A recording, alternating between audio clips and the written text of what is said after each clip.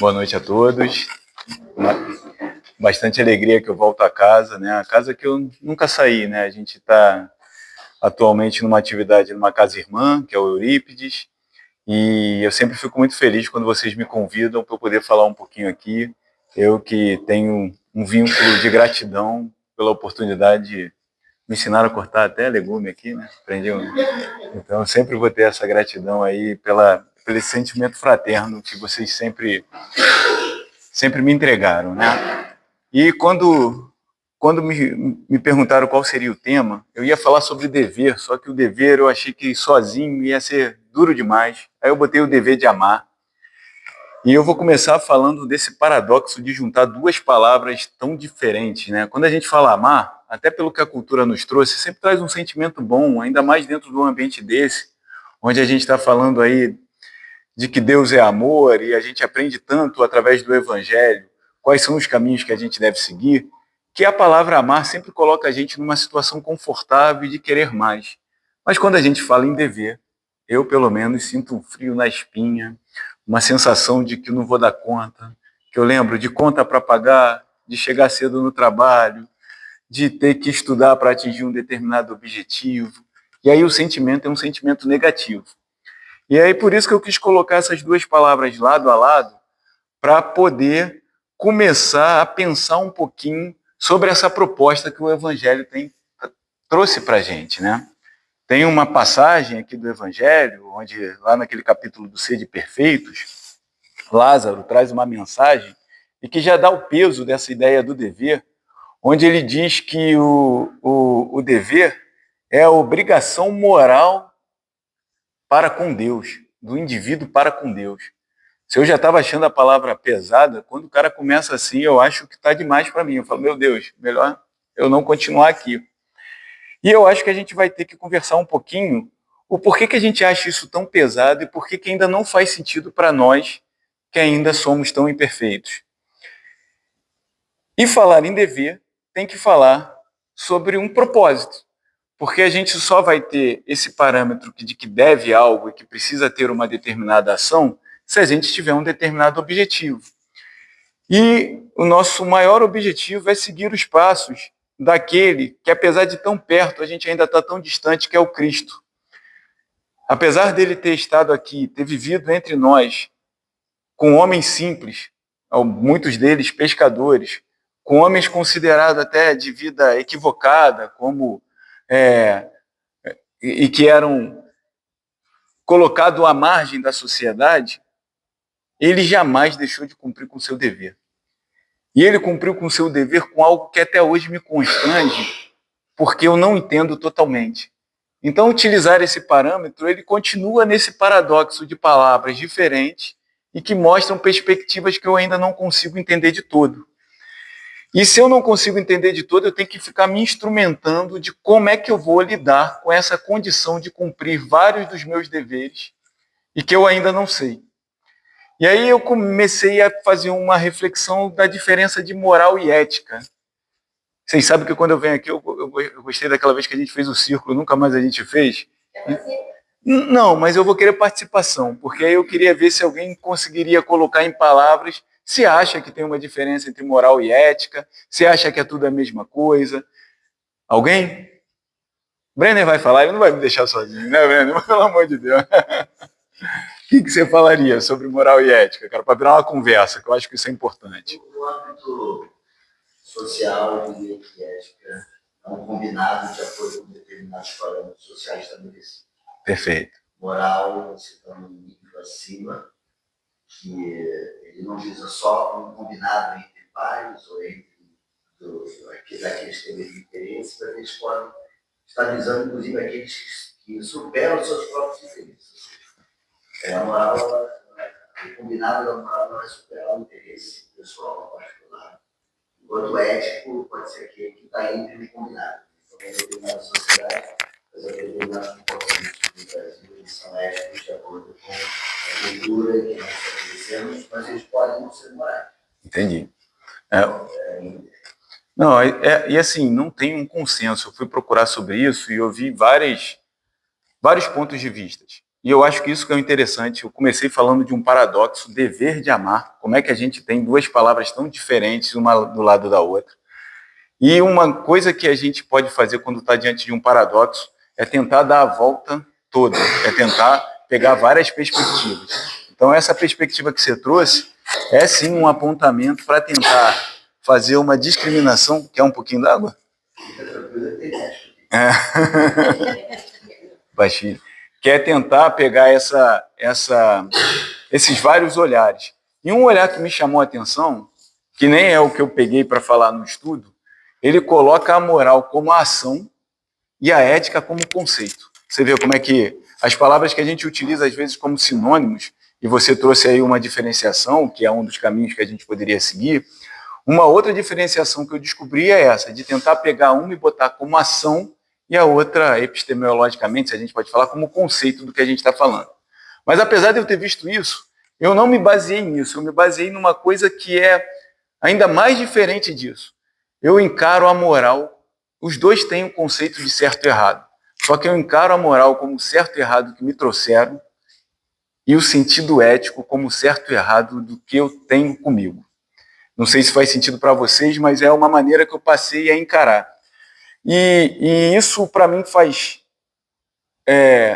ecoar mais fortemente essas palavras, porque tem um cara que um tempo atrás, eu não sou filósofo, eu só sou filosofeiro. Eu vou lá, dou uma lida sobre o que os caras falam e tiro a minha conclusão. E como aqui é uma conversa, eu vou falar das minhas conclusões. Tem um cara chamado Kant, que é um cara que é um filósofo, que lida com a ideia de Deus e lida com uma ideia que ele chama de imperativo categórico, que eu não conhecia ainda nada mais ético. E o que ele chama de imperativo categórico? Ele diz que as nossas ações no mundo têm duas características. Uma que a gente se utiliza de uma determinada vantagem. Então, assim, ele chama que é o imperativo hipotético. Eu vou tratar bem o meu chefe para o meu chefe me dar uma promoção. O sentido da minha ação é a minha promoção. Eu vou tratar bem o meu chefe por um motivo muito claro. Eu quero chegar naquele lugar.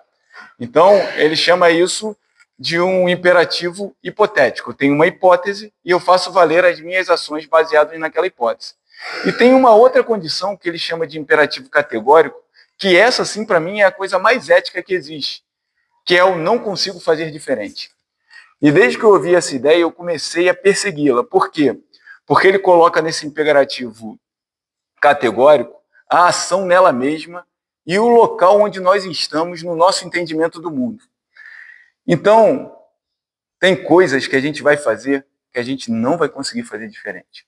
Então, por exemplo, uma violência de um homem contra uma mulher. Se eu estiver no recinto, eu provavelmente posso até não querer não me meter, mas eu não vou conseguir, porque de onde eu vim, de onde eu me formei, eu acabei tendo aquele posicionamento. Alguma coisa que fira um valor interno meu que eu não consigo ultrapassar. E quando a gente começa a colocar esses nossos valores, ele também foi mais longe. Ele disse assim, tudo bem, é de onde você enxerga, faz sentido. Eu vou agir de acordo com o que eu sou naquele momento. Fez barulho aí. Mas ele ainda bota mais uma coisa, coloca a universalidade da sua ação. E isso tem tudo a ver com o que o Evangelho vem nos trazer. Porque muitas vezes, uma resposta que parece fácil, quando a gente vai analisar por outro ângulo, a gente começa a ter dúvidas daquela facilidade. Quando a gente universaliza, né? Quer ver? Então vamos pensar numa coisa que eu já entendi para mim, pelo menos na minha vivência, do que eu fui provocado até hoje, eu me acho incapaz de tirar a vida de alguém de maneira violenta. Claro que eu não passei por parte de grande parte de vivências violentas, sou um privilegiado em termos de vivência social, digamos assim, não me faltou o mínimo para que eu pudesse desenvolver algum conteúdo nessa direção, e de onde nós acreditamos, eu também quero crer que nas outras vidas também isso já foi trabalhado. Então hoje eu não me imagino fazendo uma violência tamanha, de enfiar, como acontece às vezes, uma faca no rosto de alguém. Eu não penso que eu faço isso, pode ser até que eu esteja errado. E aí, se eu quiser, se eu não consigo fazer isso, porque isso não está em mim, eu vou trazer a ideia se isso pode ser universal ou não. E aí vem o não matarás. O não matarás é uma ideia que dá para a gente aplicar sempre, né? Se a gente está falando de certo e errado, independente do que alguém me trouxe ou independente do que eu sinto, essa é uma fala que, de fato, dificilmente alguém vai conseguir refutar de onde eu vejo. Então, esse imperativo categórico, ele está um pouco nisso, de onde eu vou conseguir aplicar na minha vida no dia a dia. E eu acho essa história bem interessante para a gente começar a trabalhar de ética. Porque o Espiritismo, que tem a razão lá desde a época do Iluminismo, como uma pauta muito importante, a gente participa a nossa fé de um racional, de um raciocínio, sempre buscando uma lógica,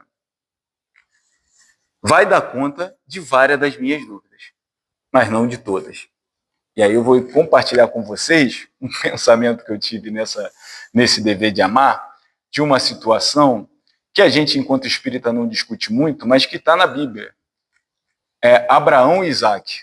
O Brenner deve lembrar do Abraão e Isaac, que o Brenner é um cara mais estudado também aí na parte do judaísmo. Mas que é aquela passagem que Deus propõe que Abraão tire a vida do filho amado. E isso é claro que tem todo um simbolismo, e é claro que quando a gente vai estudar o Evangelho, a gente tem que colocar esse simbolismo diante da nossa análise, né? Que as palavras muitas vezes não são literais. Eu não sei se todo mundo conhece a passagem, mas isso aconteceu muito antes de Cristo, no momento em que Deus aparece para Abraão, que já era um homem muito mais velho, que tinha uma esposa muito mais velha, que não podia dar filhos. Aí acontece uma coisa que essa esposa diz que ele tenha filho com uma amante. Então tem todo um contexto que eu não estudei. Mas no final das contas, Abraão vai com o filho, Isaac, para um determinado monte, e naquele local ele ia entregar o filho em holocausto. Ele iria assassinar o filho, porque era uma ordem de Deus. E isso deu um nó da minha cabeça, porque isso está na Bíblia, e a gente acredita também no Antigo Testamento, e isso traz um paradoxo. Você vê que a minha palestra está toda cheia dessas ideias de idas e vindas. É quase que uma dança. Tem horas que eu tenho certeza, tem horas que eu duvido profundamente. Mas é de onde eu estou. Se eu estava falando que o imperativo categórico é entender de onde eu estou falando de onde eu estou. E aí, quando ele chega lá para realizar, vem o anjo do Senhor e diz, não precisa matar não. E aí ele não mata. E eu fico com um sentimento confuso, porque assim, eu admiro a fé do Abraão, que foi cumprir uma ordem de Deus, e que tem um simbolismo que diz que é uma prefiguração, porque acontece depois com Cristo, que entrega o seu filho primogênito, da nossa linguagem cristã, mas aquilo me assusta. Como é que o cara chegou a ponto de pensar em... mas ele acredita na palavra de Deus. E aí eu venho sacudir os meus alicerces para tentar tirar uma conclusão. Se a gente recebesse aqui agora uma mensagem de Chico Xavier falando uma determinada coisa, e aí é a dança, né? A gente seguiria? O quanto que a análise crítica tão propagada por Kardec, hoje em dia, parece que saiu do nosso ato religioso, do nosso ato espírita. O quanto que a gente está deixando de exercer a nossa própria visão de mundo e comprando uma moral dentro daquela fala que eu trouxe, que a moral é de fora para dentro, e deixando de vivenciar a nossa verdadeira ética. E isso é muito importante no mundo em tremenda transformação como a gente tem. Isso é muito importante. Está gravando, né? Eu não devia deixar me gravar, não, porque às vezes eu falo coisas que são. mas isso é muito importante, por exemplo, na causa LGBT, por exemplo, que a gente, enquanto postura religiosa, muitas vezes questiona de uma outra perspectiva de quem não é quem está vivendo o problema. Isso é muito importante quando se questiona temas que são nevrálgicos, que são muito sensíveis, porque as pessoas partem de respostas prontas, quando na verdade a gente não tem. Acabei de falar e dei um exemplo de algo que abalou meu alicerce, Imagina se a gente for falar de temas sobre aborto ou a própria causa que eu falei. Como é que as pessoas têm respostas prontas em nome do espiritismo, que se diz em construção e que não é apenas uma religião, mas também é filosofia e ciência, sem fazer todos esses questionamentos? E quantos de nós ficam calados em nome de um certo e errado que não é nosso?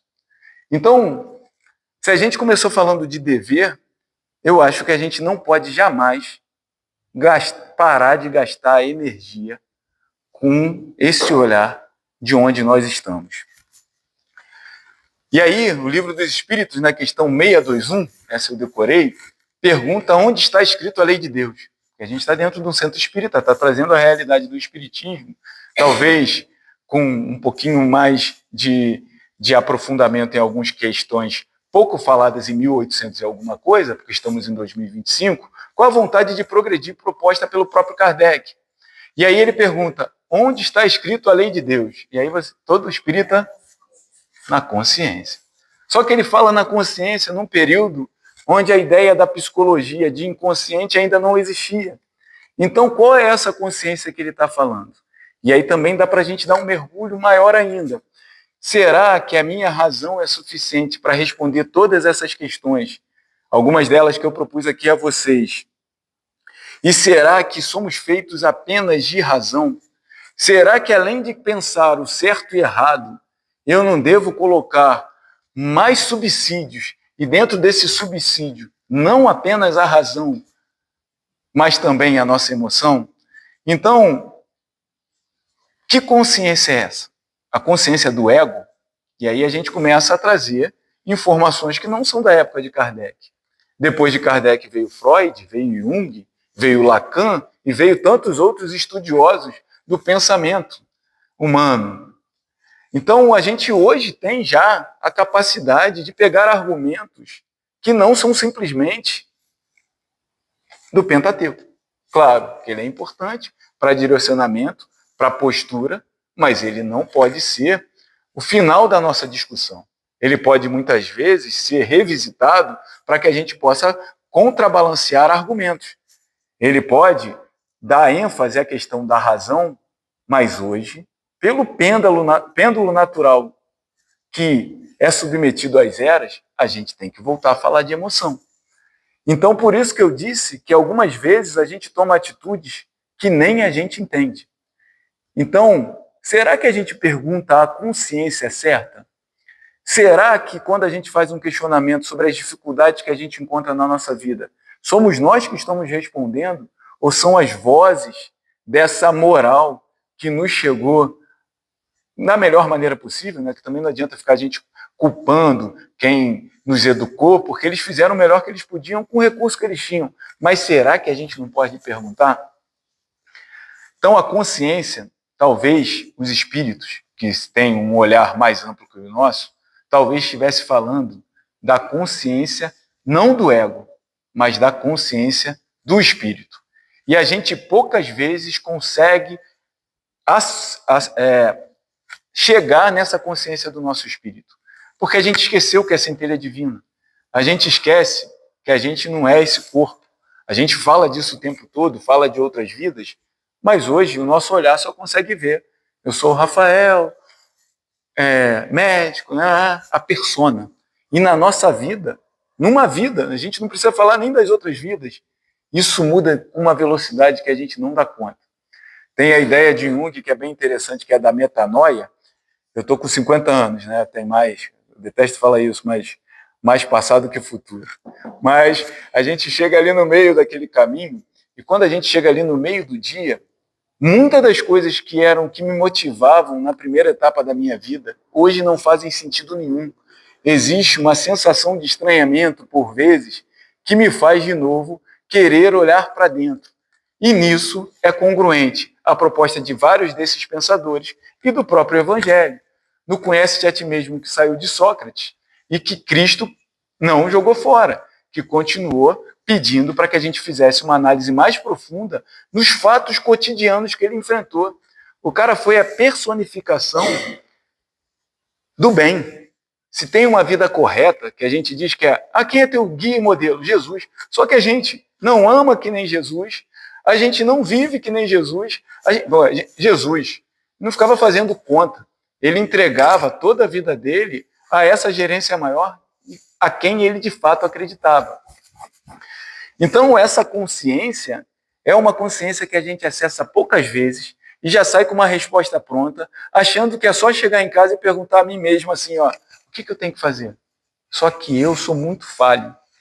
E quando eu pergunto a mim mesmo o que eu vou fazer, mas eu erro rude. E isso é experiência, isso é comprovado cientificamente. Já errei rude muitas vezes. E aí a gente também acha que, então, eu vou num centro falar numa mesa mediúnica, ou dependendo da fé que a pessoa vai proferir, perguntar a um guia o que eu tenho que fazer. E aí a gente continua perdendo a oportunidade de fazer um mergulho profundo e encontrar a nossa centelha divina e entregando para uma moral que vem de fora para dentro. Olha quanto a gente tem oportunidade de refletir de várias das nossas ações. E aí eu não sei se eu caso, se eu compro uma bicicleta, se eu troco de emprego, a gente fica cheio daquelas questões da personalidade, as questões do pequeno eu, do ego, e angustiado e sofrendo por questões de menor relevância. A gente não pergunta a nossa consciência. Porque se a gente fosse perguntar a nossa consciência, provavelmente a gente teria que fazer muitos outros movimentos, inclusive o movimento de uma oração sincera, e a oração envolve atenção, e essa atenção deveria ser atenção a nós mesmos. Deveria trazer uma reflexão que me colocasse a minha verdadeira voz no mundo, numa questão que está ligado a uma outra ideia do Jung, que é de plenitude. E por que eu estou falando isso? Porque nós, quando falamos de dever, a gente começa a querer separar o que vai dar certo e o que vai dar errado, pensando no utilitarismo, né? Naquela ideia do imperativo hipotético, ó, isso vai dar certo, isso vai dar errado, vou fazer assim, vou fazer assado. Só que a gente começa a ver assim, ó, essa parte minha aqui que eu nem enxergo, né? Eu não tenho raiva, não tenho pecado, né? Um monte de gente acha que nem pecado tem, mas raiva? Não. Inveja? Não, tem inveja não. Inveja quem tem é ali. E na fala do cara você está vendo que ele tem dentro dele esse sentimento, só que ele nem reconhece. E aí ele começa a querer dar conta dessa decisão, e aí um parêntese que eu pulei aqui, a minha está bem organizada, mas eu parei aqui, eu queria falar a diferença de decidir e escolher, que é o Rubem Alves que fala e que eu sempre falo na minha parede. Então eu vou dar um parêntese para depois voltar nessa nossa decisão que o Jung propõe. Caminho 1 quilômetro, asfaltado, telhadinho nele todo, e no final um saco de ouro. Caminho A. Caminho B, 15 quilômetros, caco de vidro espalhado pelo chão, e no final um saco de lixo. Você quer o caminho A ou você quer o caminho B? A gente viu o cenário como um todo. E aí a gente escolhe sempre o que a gente está vendo. E lembra que a gente estava falando de dever, e que o dever faz um questionamento do que a gente acha que a gente deve? Só que quando a gente vai fazer esse movimento, é muro. E tem vários caminhos do outro lado do muro. Eu não sei o que eu vou encontrar, eu não sei a qualidade de cada caminho, mas eu tenho que me mexer. E a vida, então, é muito mais parecida com um jogo de pôquer do que com um jogo de xadrez, onde eu estou vendo tudo. Eu tenho muito mais na minha vida decisões que eu não sei o que vai acontecer do que aí acaba sendo uma escolha, que eu vou ter que tomar uma atitude baseada com o que eu estou enxergando, com o meu sentimento, com o meu guia. Aí a gente começa a apelar, porque tu não sabe, tu vai para lá. Em vez de fazer a pergunta, né, de ouvir a nossa intuição, a gente às vezes esquece que tem intuição, que intuição às vezes são até os nossos guias, não de maneira ostensiva, que eu acho que isso que é o difícil da gente conseguir optar, porque na hora que a gente está sofrendo, a gente quer que alguém chegue no nosso ouvido e fale, é B, meu irmão, vai pelo caminho B. Só que ninguém fala que é o caminho B. E a gente fica ali, e quando opta por ser espírita, a nossa escolha, a princípio, não é para essa ostensividade em relação às nossas decisões. E então, quando a gente está ali decidindo na nossa vida, aí ele diz que escolha é isso, né? Você está vendo tudo, você escolhe o que faz mais sentido. Aqui a lógica é de uma aplicação indiscutível. Mas quando eu não sei o que está acontecendo, eu tenho que decidir. É algo que sai de mim e que eu não devo ficar me arrependendo o tempo todo. Porque eu vou decidir com o que eu estou sentindo, e aí eu estou dando mais ênfase para a emoção, que eu estou intuindo, e eu vou por aquele caminho. E não adianta, depois que eu fui por aquele caminho, ficar assim, né? Ah, mas eu devia ter ido pelo outro.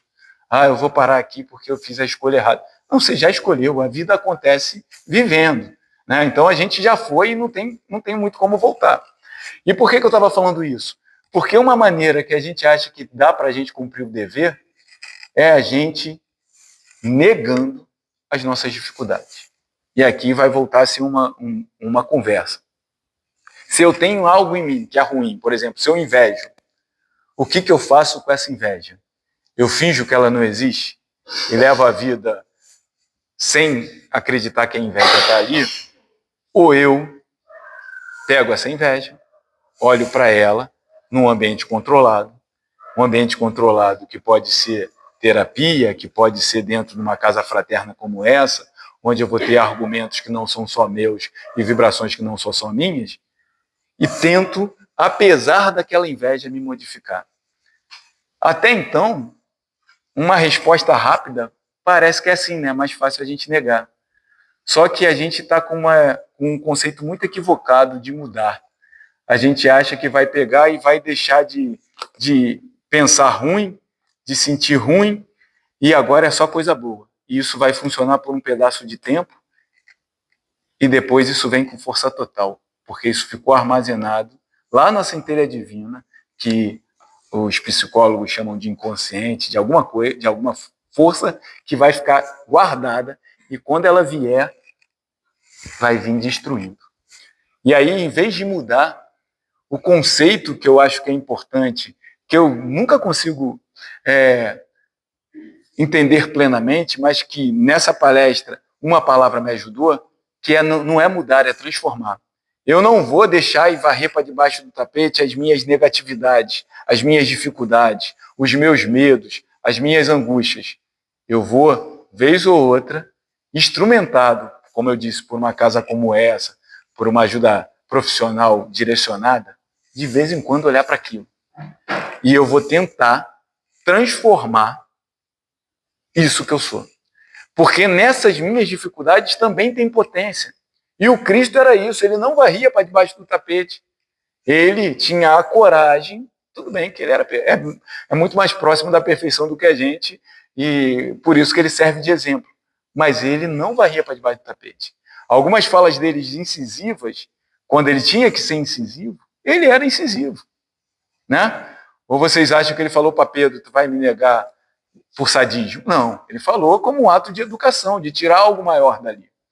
Então, dentro do movimento religioso, tem muita gente que veste uma personalidade de ajuda ao próximo, de transbordamento de algo que ainda lhe falta, porque ainda está cheio desse buraco, desse rasgo do que a gente está carregando e cheio dessas dificuldades.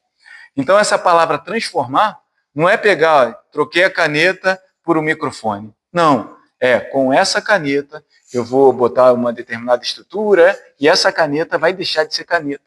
E eu acho que a gente, nessa nossa busca de evolução, de exemplo do Cristo, está relacionado muito mais a essa transformação que a gente ainda não conseguiu atingir.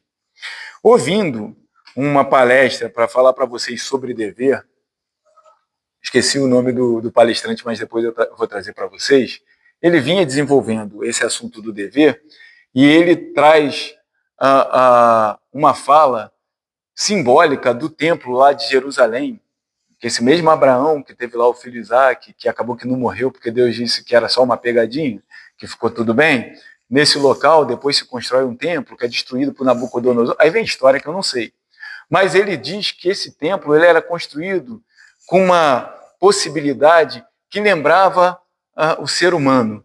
E ele falava que isso era dividido em etapas. E essa ideia é importante para a gente trazer na nossa discussão também. Ele fala que esse templo tem uma parte onde estava todo mundo, onde teve aquele negócio do vendilhão, que estava tendo um comércio sobre a religião e que o Cristo interviu, mas que tinha uma parte no meio do caminho que não era todo mundo. era só aquelas pessoas que são iniciadas e que já tinham algum conhecimento sobre as ideias da divindade, sobre os sentimentos da divindade, e ali ele se reunia e tinha uma última parte, que era a parte que só ia o sumo sacerdote. E isso é legal da gente fazer uma correlação, porque ele fala uma coisa que eu não sabia, que o próprio Evangelho de João foi construído com essas etapas. Primeiro ele conta o Cristo no mundo, até o capítulo 12. Do capítulo 12 ao 18, ele conta o Cristo com o discipulado, a convivência dele com os apóstolos, mostrando para a gente que existe uma diferença, uma gradação, e que no final é a crucificação, o momento onde Cristo está sozinho. Então, repare que todos nós podemos habitar qualquer instância desse templo, utilizado aqui como um símbolo da nossa vida. Existe uma ideia na ciência espírita, que é o cérebro triuno, que ele também gradua assim, que seria a região mais inferior, o nosso cérebro reptiliano, algo ligado ao nosso passado, o nosso córtex motor, algo ligado ao nosso presente, e o nosso córtex pré-frontal, que ainda é pouco usado, algo ligado ao nosso futuro. Então também a gente consegue ver uma correlação dessa situação. E por que eu estou tentando fazer essa correlação? Porque se eu fosse perguntar a nós, onde nós estamos nesse tempo? A gente está no meio da multidão ou a gente já está iniciado? Difícil de responder, né? Eu acho que assim, ninguém é sumo sacerdote, ninguém está vivendo ainda o deserto, o pior momento ali onde a nossa existência vai ser colocada à prova, como aconteceu com Cristo. Eu acho que nenhum de nós aqui ainda está passando por isso.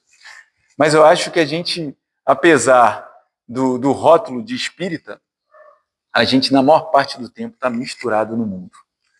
E tudo bem que seja assim. Por que o próprio Emmanuel é durão, né? O Emmanuel, né, quando o Chico dizia que era um verme, ele para com isso, não ofende o verme, né? O cara era porque ele estava falando da consciência que Chico já tinha, e a consciência do verme era muito menor, o verme é o melhor verme que ele conseguia ser, porque a consciência dele era só aquilo. E ele mesmo diz que Deus está na oficina e no templo. Então não há mal nenhum a gente ir ao mundo. A gente não está falando do guia e modelo? Onde é que viveu Jesus? Somente no templo? Não. Jesus conviveu com todos, de maneira indistinta. Jesus exemplificou na vivência o que de fato faz sentido, o que de fato é mais importante. Então, é fundamental que a gente, quando esteja passando em qualquer momento desse tempo, a gente esteja imbuído de fazer as questões mais adequadas para a gente acessar a nossa ética, claro que utilizando do que nos chega através de estudo do Evangelho e companhia, mas a gente também tem que mirar para frente, olhar para esse nosso futuro. Esse nosso futuro que em algum momento trará algumas dificuldades que a gente tem que estar pronto para enfrentar.